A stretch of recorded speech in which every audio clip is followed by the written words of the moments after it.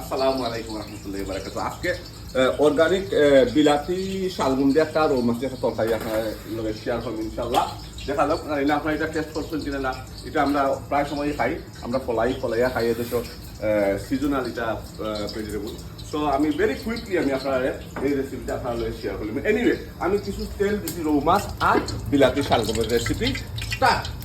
তো আমি তেলটা বড় হয়ে হিসেবে অলরেডি তেল দিচ্ছি, আপনার পরিমাণ মতো আপনার তেল দিব, আমি ফ্রেশ তেল দিই।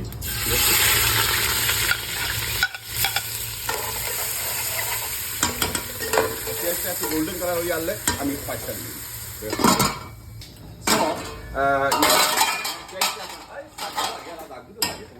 নো প্রবলেম, ওই দেখো ফ্রেশটা একটু গোল্ডেন কালার হয়ে গেছে, জঞ্জনা ওই রকম কালারটা দেবো, কারণ ঠান্ডাটা নিতে ভেরি নাইস। আমি অলওয়েজ আমি ভেরি ইজি রেসিপি।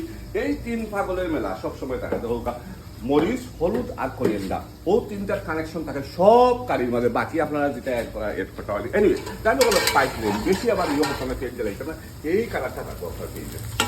আমি মরিচটা দিলাম, আমরা একটু জাল একটু বেশি খাই, ওটা কারির পোর্শনটা একটু আসার মতো আমি করি দিয়ে দিই।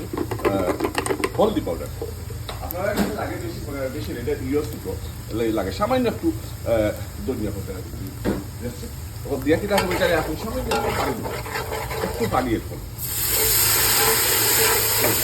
আর লবণটা আনতার মতো, আপনারা আনতার মতো লবণ দিবা, আমি আবার আনতার মতো লবণ দিব, কম দিন আমি অ্যাড করবো ইনশাআল্লাহ।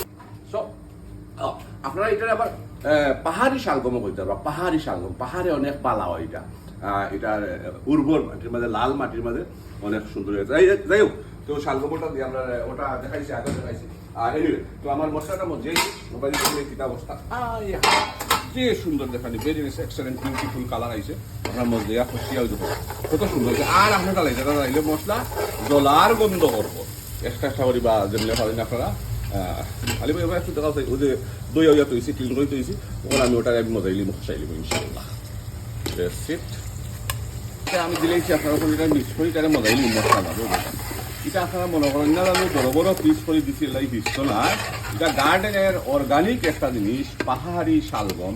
এটা আপনার মোমের মতো আপনার গলি দিয়ে বুঝে একটু জাল খাইলে তারপরে আপনার আসলে হয়েছে আমার শালগমটা ওই যাইছে, ওই লোকটা এক্সেলেন্ট।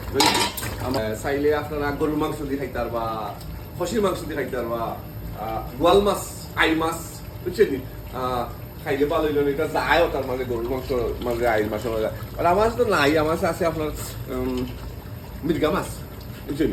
ও মির্গা মাছটা দিয়ে আমি চাই দিব এখন। বিসমিল্লাহির রহমানির রহিম, আল্লাহ ভরসা। তো ওটারে আমি মাছের লগে একটু আর একটু মজাই লিব, মাছটাও মজে গেল গিয়া, শালগমটাও আরো একটু হইতো খুব হইতো।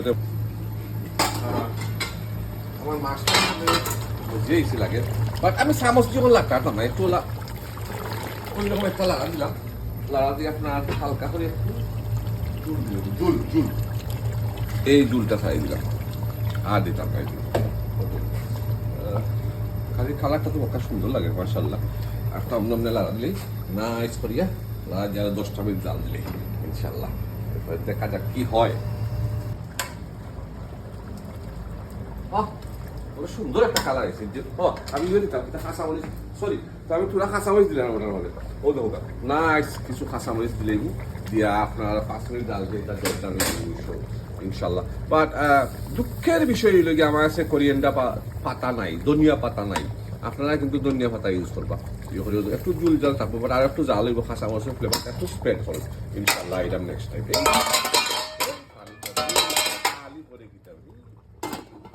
মাশাআল্লাহ আপনার আমার কাইট হয়ে গেছে, খুব সুন্দর একটা কালার আইসি দৌকা, ভেরি নাইস এক্সেলেন্ট। সামান্য সস আপনারা চাইলে সস রাখতে পারবা, একটু ড্রাইও করতে পারবা, একটু ইয়ে করতে পারবা। আমি দেখাই দিই আপনার জিনিসটা, আপনার রিক্স আছে যে এটা হিসবো কি হিসতো না, এটা মোমের মতো কলিজ আর কি, বুঝছেন, খুব নরম এবং সফট হয়েছে, আলু তো না সফট। এটা একটা শালগম, ব্রিটিশ শালগম, পাহাড়ের মাঝে হয়, পাহাড়ি শালগম পাওয়া যায়, বুঝছেন। ফ্লেভারটা ভেরি নাইস এক্সেলেন্ট, বাট আপনারা ধনিয়া দিলে একটু সুন্দর লাগবে। এনিওয়ে তো ভালো থাকবো আপনারা, thank you very much watching my video, see you next time.